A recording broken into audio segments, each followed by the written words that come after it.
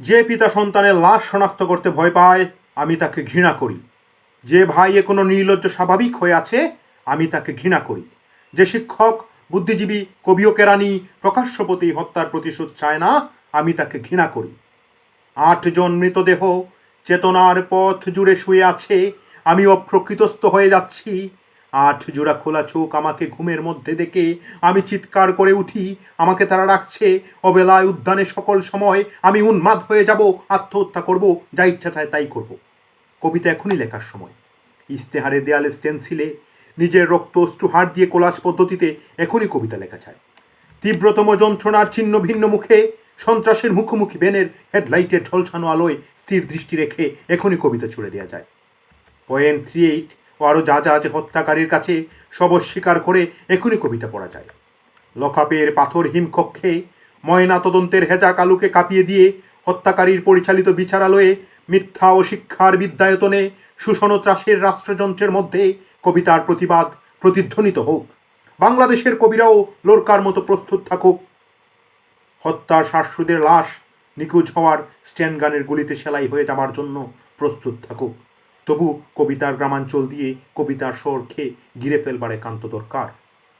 এই মৃত্যু উপত্যকা আমার দেশ না, এই জল্লাদের উল্লাস মঞ্চ আমার দেশ না, এই বিস্তীর্ণ শ্মশান আমার দেশ না, এই রক্তস্নাত কসাইখানা আমার দেশ না। আমি আমার দেশকে ফিরে কেড়ে নেব, বুকের মধ্যে টেনে নেব। কুয়াশায় ভেজা কাশ বিকেল ভাসান, সমস্ত শরীর ঘিরে জোনাকিনা পাহাড়ে পাহাড়ে জুম, অগণিত হৃদয়ে শস্য, রূপকথা ফুল, নারী, নদী, প্রতিটি শহীদের নামে এক একটি তারকার নাম দেব ইচ্ছে মতো। ডেকে নেব টলমলে হাওয়া, রৌদ্রের ছায়ায় মাছের চোখের মতো দিঘি, ভালোবাসা যার থেকে আলোকবর্ষ দূরে জন্মাবধি অচ্ছুত হয়ে আছে, তাকেও ডেকে নেব কাছে বিপ্লবের দিন। হাজারো আঠালো চোখে ফেলে রাত্রি দিন ইন্টারোগেশন মানি না। নখের মধ্যে সূচ বরফের ছাঙড়ে শুয়ে রাখা মানি না। পা বেঁধে ঝুলিয়ে রাখা যতক্ষণ রক্ত জোরে নাক দিয়ে মানি না। টুটের ওপর বুট, জ্বলন্ত শলাকায় সারা গায়ে ক্ষত মানি না। ধারালো চাবুক দিয়ে খণ্ড খণ্ড রক্তাক্ত পিঠে সহসা অ্যালকোহল মানি না। নগ্নদেহী ইলেকট্রিক শক, কুৎসিত বিকৃত যৌন অত্যাচার মানি না। পিটিয়ে পিটিয়ে হত্যা, কুলির সঙ্গে রিভলভার ঠেকিয়ে গুলি মানি না, মানি না। কবিতা কোনো বাধাকে স্বীকার করে না। কবিতা সশস্ত্র, কবিতা স্বাধীন, কবিতা নির্ভীক। চেয়ে দেখো মায়াকোবস্কি, হিকমেত, নেরুদা আর আগেলওয়ার, তোমাদের কবিতাকে আমরা হেরে যেতে দিইনি। বরং সারাটা দেশ জুড়ে নতুন একটা মহাকাব্য লেখবার চেষ্টা চলছে। গেরিলা ছন্দে রচিত হতে চলেছে সকল অলঙ্কার।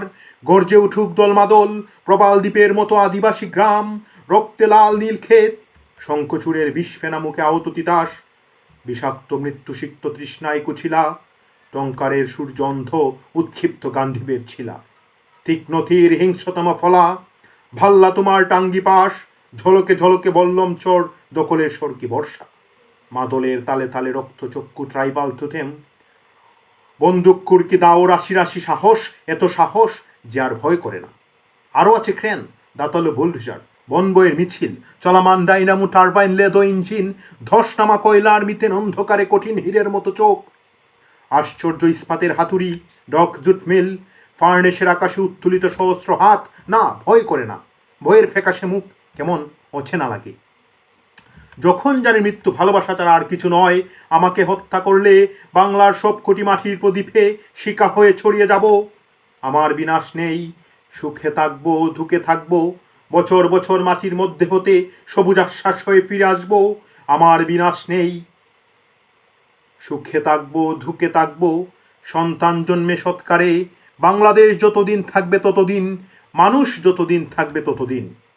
যে মৃত্যুর রাত্রির শীতের জ্বলন্ত বুদবুদ হয়ে উঠে যায়, সেই দিন, সেই যুদ্ধ, সেই মৃত্যু আনো। 7th ফ্লিটকে রুখে দিক সপ্তরিঙ্গা মধুকর। সিংহাওর সঙ্গে যুদ্ধারম্ভ ঘোষিত হয়ে যাক। রক্তের গন্ধ নিয়ে বাতাস যখন মাতাল, জ্বলে উঠুক কবিতা, বিস্ফোরক বাংলার মাটি, আলপনা গ্রাম, নৌকানগর মন্দির, যখন তরাই থেকে সুন্দরবনের সীমা সারা রাত্রি কান্নার পর শুষ্ক দাহ্য হয়ে যায়, যখন জন্মভূমির মাটি ও বদ্ধভূমির কাদা এক হয়ে গেছে, তখন আর দ্বিধা কেন, সংশয় কিসের, ত্রাস কি?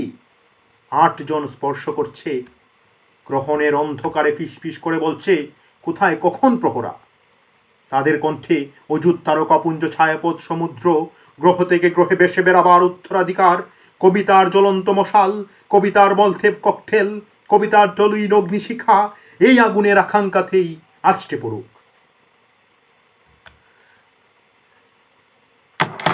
কবিতাটি ৮০-র দশকে নকশালবাদী আন্দোলনকে বেশ প্রভাবিত করেছিল। সে সময় বাংলাদেশে সামরিক শাসন চলছিল। তো কবিতাটিতে আমার অনেক ভুল হয়েছে, অনেক লাইনে অনেক সমস্যা হয়েছিল, বাট সমস্যা হওয়ারই কথা, যে গরম, এত গরমে সমস্যা হবেই। প্লিজ ক্ষমার দৃষ্টিতে দেখবেন। ভালো লাগলে